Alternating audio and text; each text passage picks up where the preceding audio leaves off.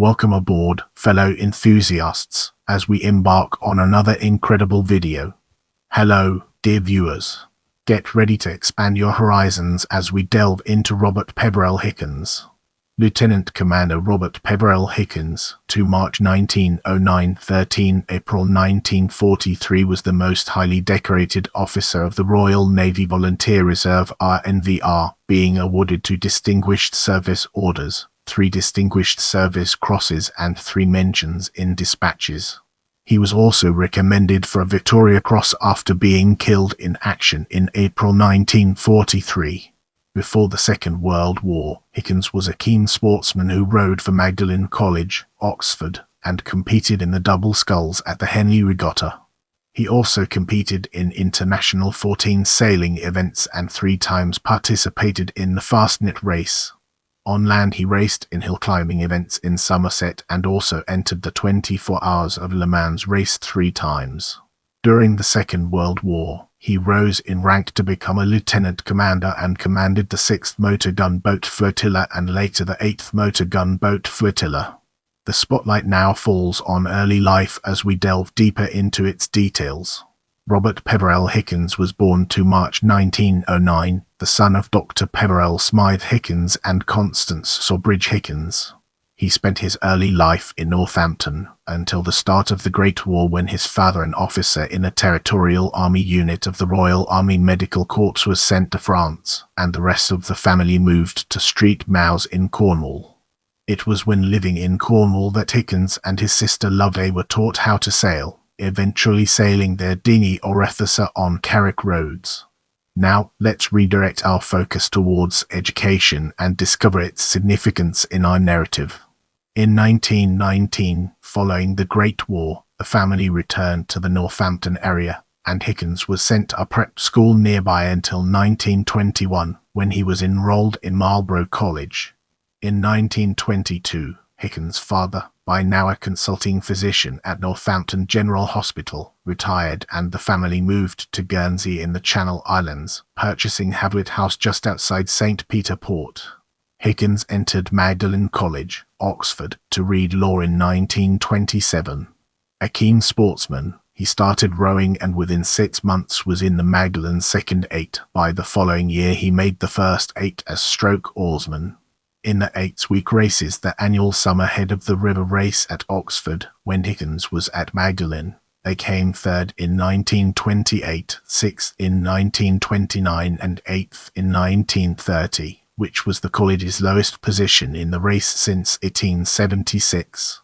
While at university he also joined the Officers' Training Corps, receiving a commission as second lieutenant in the infantry on 2 June 1929. In 1929, the Hichens family had purchased Bodronic House at Flushing, Cornwall, which they moved into in 1930, after the death of Hichens' father. Moving on to the next segment, we have married life. Robert Hichens met his future wife, Catherine Gilbert Ennis of Ennis, Penryn, in 1928. They were married at Street Gluvius Church, Penryn, Cornwall, in April 1931. The following year he joined a firm of solicitors, Reginald Rogers and Son of Falmouth, Cornwall, as an articled clerk to be instructed as a solicitor. Hichens also trained in London with Mackerels of Bedford Square. It was when working in London that he competed at the Henley Regatta in the double sculls. In June 1933, after his mother's death, Hichens inherited half of his father's estate and Bodronic House, and at the same time completed his articles. He became a junior partner with Reginald Rogers on 1 January 1934. Robert and Catherine had 2 sons, Robert, born in 1932, and Anthony, born in 1936. Now, we shift our focus to competitive sailing, a topic that deserves our attention. During this time Hichens had continued to sail. He joined the Royal Cornwall Yacht Club and started to race in international 14 events in his own dinghies called Venture and Venture 2. He competed in the Ferry Regatta and the Prince of Wales Cup, coming 5th on the River Clyde in 1936.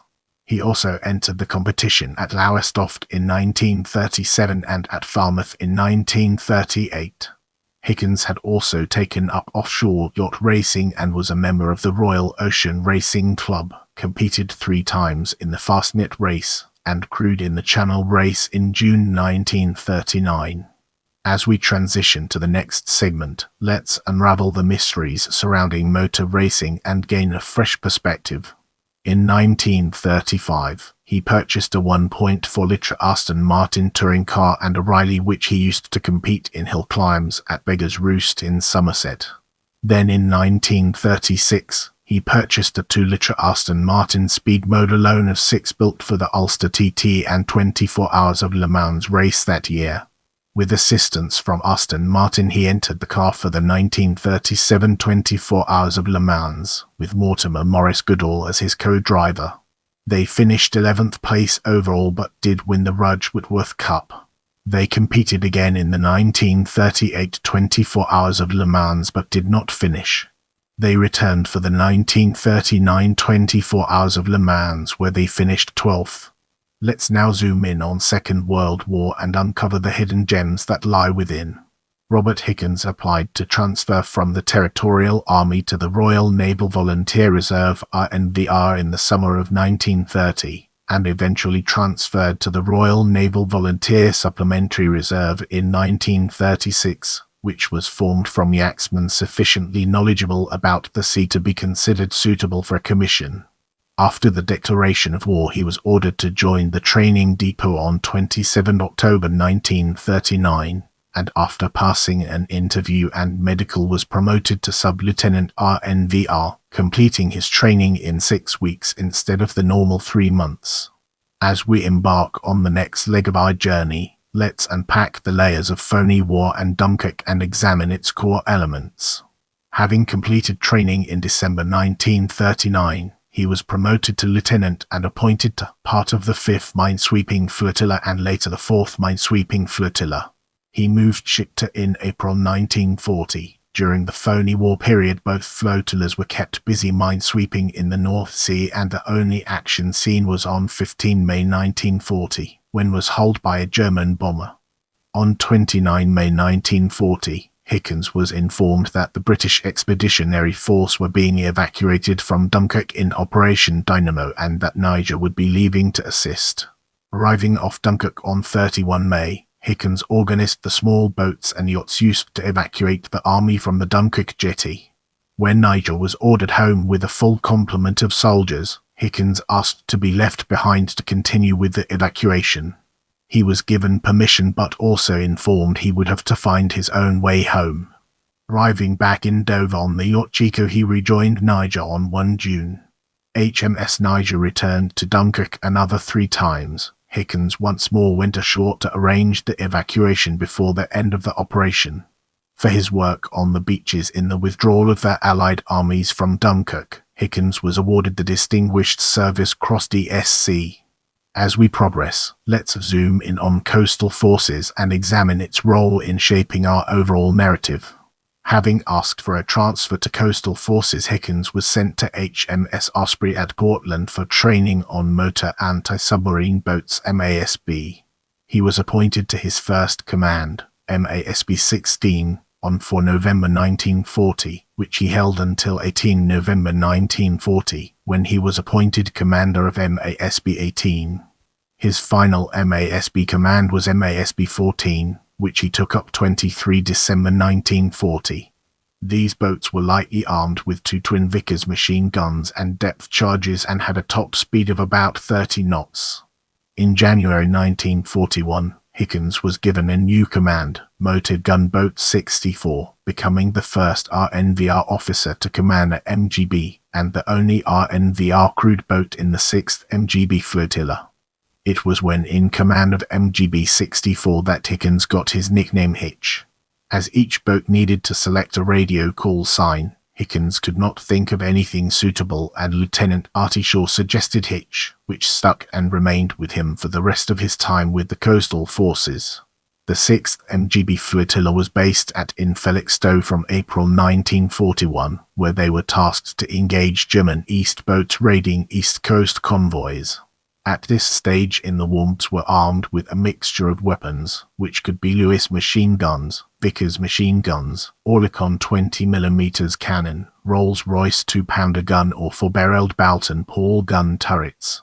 The armament was soon standardized with 2 twin Vickers machine guns each side of the bridge, an Oerlikon 20 cannon mounted aft, and depth charges. The boats had a crew of 18, consisting of 2 officers, 2 petty officers and 14 ratings. In this section, we'll be shedding light on Flotilla Commander and its impact on our understanding of the subject. When Robert Hichens was appointed senior officer in command of the 6th MGB Flotilla from September 1941, he became the first RNVR officer to command a flotilla in the Second World War. Along with the new command came a promotion to lieutenant commander. As flotilla commander, his first successful action took place the night of November 1941, when his flotilla was ordered to patrol 10 mi off the Hook of Holland to engage east boats returning to base. The flotilla engaged 5 east boats, causing damage to all 5 boats, damaging 2 severely and forcing them to disperse. 1 east boat was later found abandoned by the crew and boarded. This was the first east boat captured, and Hichens' crew obtained valuable information and equipment before the boat sank. For this action, Hichens was awarded a bar to his DSC, the citation noting his eelness, skill and readiness when in action against enemy east boats, sinking one and damaging others. Other members of the flotilla were awarded 1 Distinguished Service Medal DSM and 5 others were mentioned in Despatches MID for the action. The flotilla's second success was the night of December 1941, again in the North Sea off the Dutch coast, when 2 boats engaged 2 R boats and 1 east boat. They passed twice at high speed before losing contact, but twice during the night they located them and eventually carried out depth charge attacks. Both Hichens and the commander of the other boat received a MID for this action. The third major action Hichens was involved in during this period was the action during the night of April 1942 off Ostend, when they engaged 6 east boats, forcing the superior force to scatter and run for port after severely damaging 1 boat and causing slight damage to the others. After this action, the east boats were moved to a safer harbour to operate from. Hichens was awarded a Distinguished Service Order DSO following this engagement. Prepare yourself for an in-depth analysis of 8th MGB Flotilla in this section. Hichens was next appointed commander of the 8th MGB Flotilla. These new boats were armed with a twin Oerlikon mount aft, a QF 2-pounder Mark XIV forward, twin Lewis or later twin Vickers machine guns either side of the bridge, and depth charges. The flotilla was moved to Dartmouth, Devon, in July 1942. The first action they were involved in was during the night of July. Ordered to engage east boats using Cherbourg as a base, they found a convoy of naval trawlers escorting a small tanker. The flotilla engaged the 2 rear escort trawlers and carried out a depth charge attack. The tanker was last seen to be on fire as the flotilla reformed off Alderney. After this action, Hichens was awarded a bar to his DSO.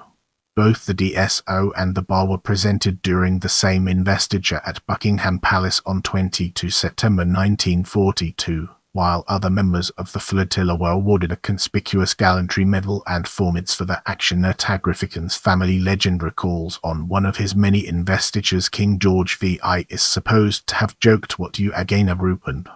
The flotilla was next in action during the night July again off Ostend, when the flotilla in company with 2 motor torpedo boats MTB engaged a convoy of 3 flak trawlers and 2 merchant ships. One of the merchant ships was hit by torpedoes from them, while them engaged the other by dropping depth charges. With those ships destroyed, they then engaged the flak trawlers. During the night August, under orders to patrol northwest of Guernsey, the flotilla again located enemy shipping. Following them towards the port of Cherbourg, they silently passed a German torpedo boat lying at anchor. This vessel of about 600 tons was the same size as a small destroyer, but they were unable to engage, having nothing that would cause it any damage. Rupert and located 4 east boats waiting to enter harbour. Having caught them by surprise, they opened fire on the stationary boats and after a short engagement withdrew, leaving 2 of the enemy boats on fire. For this action, Hichens received a second MID, while other members of the flotilla were awarded a DSC, 2 DSMs and 4 MIDs. The flotilla was ordered back to Felixstowe in autumn 1942. Their first contact with the enemy was on the 9th September when they engaged a small convoy off the Hook of Holland. They followed a convoy that was escorted by 4 flak trawlers almost into harbour before inflicting considerable damage to it. For this, Hichens was awarded a second bar to his DSC. Other members of the flotilla were awarded a DSC, 2 DSMs and a MID. Hichens, now the recipient of 2 DSOs, 3 DSCs and 2 MIDs, was offered promotion to Commander-in-Command at Weymouth, Dorset, and a training post ashore. Feeling unsuited for such a role, he declined and remained commander of the 8th MGB flotilla. Prepare yourself for an in-depth analysis of casualties in this section. Hichens lost the first boat under his command during the night action October 1942. Engaging 4 trawlers, MGB 78 went in for a depth charge attack and was lost to enemy fire. Another boat, MGB 76, was lost during the night of October 1942 when the flotilla was ambushed by 2 German torpedo boats and a number of East boats. The winter months were uneventful, and Hichens started to write his unfinished account of the war. We Fought Them in Gunboats was published posthumously in 1944. The flotilla, accompanied by 4 MPs and escorting mine-laying motor launches ML, were next in action over the night of February 1943. The mixed flotilla engaged a convoy escorted by 2 trawlers and a minesweeper, and lost MGB 79 to enemy fire. Hichens closed with the stricken boat, which was on fire, to remove the crew. They managed to rescue 7 of the crew before being forced to withdraw under fire. Hichens' own boat, MGB 77, was also set on fire during the rescue. On the night of April 1943, the flotilla was ordered to escort mine-layings off the Dutch coast. Detecting 2 trawlers, they engaged them, leaving 1 on fire, but as they withdrew, MGB 77 was hit, killing Hichens outright and wounding 3 others on the bridge. Hichens received a posthumous MID for these actions. Get ready for a captivating exploration as we unravel the layers of Victoria Cross recommendation and their profound significance. Hichens was recommended for the Victoria Cross for his actions during the night of February. When informed by his commanding officer, Commander Kerr, of the intention to recommend him, Hichens requested that the recommendation be dropped as he now felt he had endangered 2 of the boats in the flotilla trying to rescue his friends. Kerr, respecting his views, dropped the recommendation, only for it to be resubmitted 6 weeks later after his death. The recommendation was endorsed by Commander Kerr, Admiral George Lyon the Commander-in-Chief, the Nor and Rear Admiral Rogers the Flag Officer in charge at Harwich. The recommendation was rejected by the Admiralty, citing the same reasons Hichens had himself given a telegraph after having decided that they were not going to award a Victoria Cross. Under the British honours system at the time, the only other option left to the authorities was a posthumous mid-groupon.